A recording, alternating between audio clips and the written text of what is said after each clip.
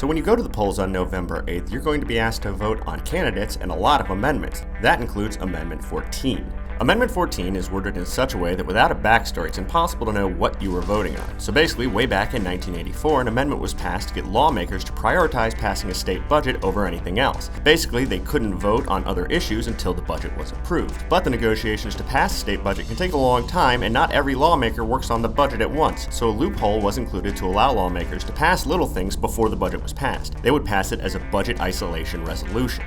In the decades that followed, budget isolation resolutions were used to pass hundreds of local statutes. This was everything from tax laws in individual counties and cities to whether certain counties could sell alcohol on Sunday.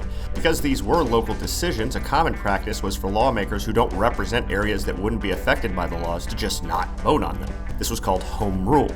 That way the bills passed or failed based on the will of the people in the affected counties. And honestly, what does a state representative from Mobile County care whether or not you can buy alcohol on Sunday in Jefferson County? The amendment required a 3/5 vote to pass a budget isolation resolution. So if 3/5 of lawmakers who actually voted agreed, then the resolution was passed. But recently there was a hiccup. A judge ruled that because of the way the old amendment was worded, for those resolutions to pass, they actually needed 3/5 of the vote of all the lawmakers who were present, not just 3/5 of those who voted.